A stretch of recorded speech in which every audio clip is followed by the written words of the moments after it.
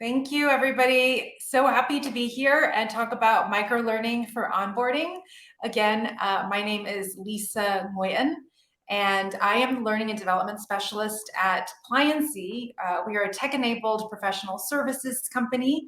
We offer IT solutions to emerging companies. I've been there for a little over a year, and one of my first main objectives when I came on was to think about how do we scale our onboarding, which was very manual in the beginning because new hires were meeting with department heads. They were meeting in virtually, but live, and we were growing so rapidly. So we needed to think about a creative way to scale the onboarding so that it necessitated less meetings. So can you see my 7 taps advance or no? Yes, we can. Okay, great. So I like to start off discussions with just basic definitions. So microlearning is really best suited for just achieving one objective. And so although the learning curve for a new hire is very steep within the first few months, microlearning is really best for just addressing one topic at a time. Okay, so microlearning will allow us to present all of the information that a new hire needs while avoiding that information overload. So I would love to know, what questions do your new hires frequently ask? And if you're not actively involved in the onboarding function as a new hire, what kinds of questions did you have as a new hire? What were you really curious to know about? Questions about benefits, teammates, retirement. What does a typical day look like? What's the holiday schedule? How is the business structured? Access to resources. What are the expectations? Acronyms. Yes. Structure again. How about lunch? Yes. Daily schedule, pay. Very important. That's why we work. Okay. So in a micro course, you can do exactly this exercise, right? It will allow you to think about proactively, what are all of these frequently asked questions, and then compile all of those into one micro course, right? So that way you can deliver it to the new learner on day one. And it just shows them that you've thought about this ahead of time, you're there to anticipate their needs. And I think it just creates an environment where it's a little safer to ask all the questions, especially those questions that new hires might feel shy to ask their new manager about. So here are some very specific examples of what we've done at Pliancy. So for example, do we have a knowledge base where I can search for company policies? Yes, right? And then within 7 tabs, you can just link them to the knowledge base, which is really convenient. Very important question, when do I get paid? So you can see this way with the micro course, you're curating the most impactful questions rather than saying, yeah, just go to the employee handbook and comb through to find what you're looking for. Another example is, what's the Zoom etiquette here? At Pliancy, cameras on, casual dress for internal meetings. Every meeting should have an agenda. We always say if there's no agenda, then you should really question whether or not you should be having a meeting. How can I socially integrate in this remote work environment? At Pliancy, new hires, because we're remote, everybody belongs to a new onboarding cohort. And then right here, I've actually created a separate 7 taps where you can meet your facilitators before you actually meet them. So that includes their name, their photo, and why they've decided to volunteer as a facilitator to welcome new hires. And on the topic of social integration, we also have a lot of fun Slack channels that we like people to take advantage of in order to build community. So if you have many Slack channels, this can also be a separate micro course, right? So some examples of that would be Popcorn Party, which is where you can see the movies and TV shows that are trending. Wish You Were Here is our channel where we post vacation pics. And then right within here, you can hyperlink PTO policy or whatever's relevant for that card. which is really nice. So it's just, the thing that people really want to know most about, like the major Slack channels, and then you can always link to a larger resource. Again, the microlearning is really just for the quick overview. And then PLOP is one of our employee resource groups. If you have a slew of employee resource groups, then those can all be compiled into a separate micro course as well. And so I know we went really specific, but I'd love to know what are your overarching goals for your onboarding program. So you can just type that in the chat. Engagement, clarity, understanding company culture, community, making people feel safe. Yes, so important. Accelerate the learning. What are the values? Yes. Inclusion, connection, having fun. Yes, that's why Pliancy loves 7-Taps, because of all the fun, the GIFs and the images. And they're just so short and easy to consume. We have really good completion rates with these. Establishing a sense of belonging. Yeah. So I'm going to address some of the goals that we have as examples of a micro course that can be built out from just the one particular goal. So for example, understanding guiding principles. What are the mission, vision, and values of the company? That's one micro course. Understanding cultural norms. What should a one-on-one look like? How often should we be having them? What's the expectation for answering messages after work hours? What is appropriate for team building? How often should we be doing that? Understand the business. So what products and services do we offer? How do we stay competitive? What differentiates us from our competition? I can't think of my last one, actually. Understand who is in charge of what. So what are all the departments that exist? What are their major functions? Who are the subject matter experts within those departments? If I need X, who do I go to?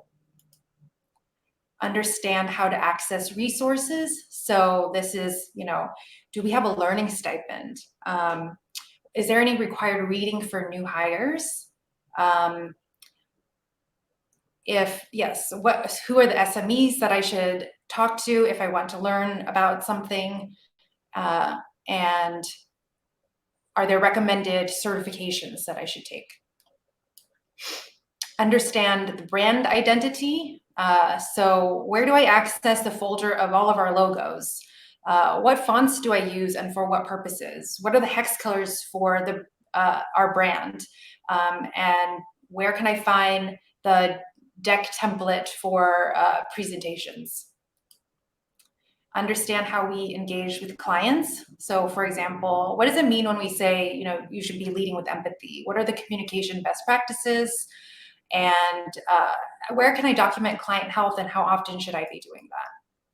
And so a really great use of all of the microlearning, because again, we want to prevent information overload, is you can have all of these different microlearnings address a particular topic, but you can space them out within 7-Taps, which is really awesome. And that's what we do. So you can have each course just come out like every 5 days, right? So every 5 days, people are consuming a new piece of information, but it's very quick and it's just one at a time. And then you can cycle those again to reinforce the learning and really take care of that forgetting curve.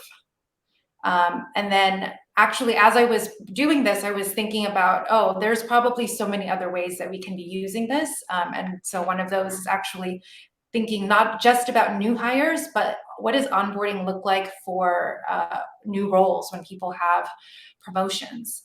So that's all that I had for today. So I'm really curious to hear what aspects of onboarding would you like to create a microlearning for after seeing all of this? So we can just chat it up. I love this. Yeah. You now are the second person I think in the history of the 7 Taps microlearning course or conference that I've been able to jump on and we chat because we have time. So first of all, Awesome. one, everybody, can we give Lisa a round of emojis on this one in terms of things that, for that was not only fantastic to hear how you're doing it, but then also getting a chance to see it. So for those of you who are asking to Lisa's question, what are some other things that you'd like to see or want to know more about? Lisa, by the way, one question I have as you're kind of looking at some of these ones is how have you drawn that line between what to include and what to not include? Because there is this tendency that it's like, hey, you're new to the company. I know. Let's tell you literally everything you might possibly, maybe in the history of ever working here, need to know type of a thing versus realistically on your first week. It was hilarious. Some of the first things when people said, what do you need to know when you're onboarding? It's like, when do I get paid? Where do I Right, sit? Some of these right. basic things. So how have you navigated that? Yeah, that's such a great question because I think a lot of times we just want to make sure that we cover all the bases. So I think it's really important to ask new learners, new hires, what do you really want to know? And really just try to cover, yeah, the bare minimum, because you can always link out, right? You can always link out to the other major resource like the knowledge base or the employee handbook. I really keep time as a very convenient constraint. So I actually time myself going through them and I read it very slowly. And if it Okay. takes more than 2 minutes, I go back and I cut. And I Okay. think somebody who loves to write, that's always the really hard part, is like the editing down. But I Right. think, yeah, keep that as a rule. Like, okay, let's No, empathize. it's a really good point. Minutes. I in the past with my design teams used to do this exercise where they would write content and I would task them, now write it in half as many words. And then I would Yes, make them go back and do it. Now do it in half as many words again. They used to hate me. They're like, this is so obnoxious. But it really helped them be like, okay, how much fluff have I included in here? Because to your point, it's easy. And in school, we're taught put as much, add as many words and it's like say as much versus how do you say what you need to say as quickly as possible. All right, let's see. and the So, nice, question. yeah, Yeah, go I for was it. gonna say in 7 Taps, it's like I didn't get to show what it looks like, but you can have a form in there. So you can say, is there anything else that you really want to know, right? And then you can address those questions either outside, or if you're seeing those same questions populate, you can then decide, okay, enough people are really asking this that like maybe I should Yes. stick it in here. Okay. But Okay. it's a great way to collect a very small piece of information. Okay. So another question that came in that again, through our super secret channels, that's a really good one is trying to sell something like this. And I will say I've been in this seat many times, not only trying to sell someone on this idea of, hey, how do we approach this? Because again, this is what you're proposing is different than let's cram everything down everyone's throat and saying, let's make this available to people. What have you done to help change some mindsets around that? Not only on making it overcomplicated, but also not trying to mandate things like that. Like, how have you made that approachable to somebody who maybe would go, I don't know about this? Just microlearning in general. Yeah. Or even just this approach to onboarding, kind of the way you framed a resource. I see. I mean, fortunately, there wasn't much pushback. I think we are a very aesthetically minded company Okay. by by luck or something, and so I think people just appreciate that it visually looks interesting. Um, I think because we have a lot of people with very short attention spans and people who are very busy, um, Okay. they're reporting and saying like, this was really useful and it was so easy. I was able to just like look at this on my phone, like on the way, Yeah. on the way Okay. to somewhere or something. And so it's just the feedback really speaks for itself, Yeah. honestly. It's like, Yeah, it's really hard. It's really hard for somebody who's challenging it when you're like, well, everybody loves it yeah, and they're using it. So are you really going to tell me this is a terrible idea? right. So It's on like, this one other question. Oh, go for yeah. it.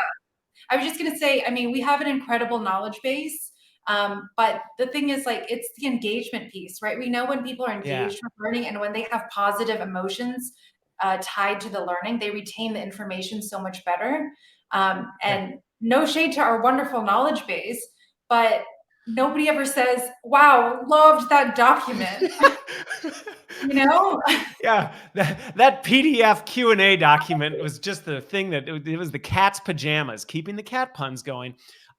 So one other one that came up is, and I think this is a really good topic, is when do you get this to people? Because I've been in debates on both sides where sometimes it's, hey, let's get to this to people before they start, because inevitably that window from the time you accept an offer and start is one of the most vulnerable times for people, where they're going like, did I make the right decision or not? When do you give this to someone? Is it on day one? Is it a little before? It's typically just a couple days after, and Okay. then anywhere from like 3 to 5 days, just depending Okay. on, a lot of times if we have a meeting with the cohort or something like that, the facilitator deck will go out like around roughly the same time. I mean, it's automated, so it's like there's going to be a lot of variance, but we try to just think about it in terms of like, what do people need on day one versus what do people need on day 30? Okay. Yeah. What I love that you did with that, because I think, again, I've heard arguments on all sides of the spectrum, because even doing it a few days after, I think there's actually viable reasons for doing it like that. Because those first couple days, you're just honestly emotionally and mentally overloaded. So sometimes hey, here's everything is like, I'm just trying to dealing with joining a new company. So I think there's arguments on all that. What I love that you said, and I think anybody could take from this, is just being intentional about why are we doing it the way that we're doing it. We're really thinking about when people need this information and how we get it to them. So I think that above anything else, I've heard arguments on all sides, and I think there's validity to them. But I think what's important is that you're being really intentional on that. And Yeah. yes, you do need some of that info on day one. Yes, like really trying to be intentional, but also remembering that the microlearning is not the full onboarding, right? There's like so Yeah, many, right. there's still other documentation that people It's a can, supplemental piece. it's a That's supplemental. just it.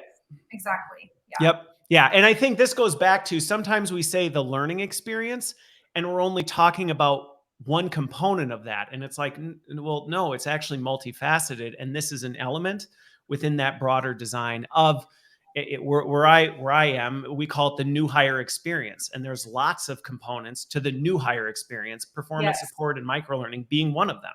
Yes. It's hyper curated. Yeah. Yes. Yep.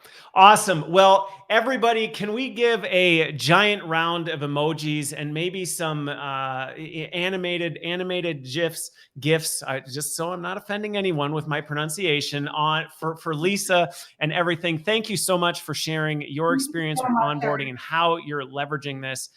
Love it. And I'm so glad we got your audio fixed, because boy, that would have Me been a bummer too. had we missed out on this.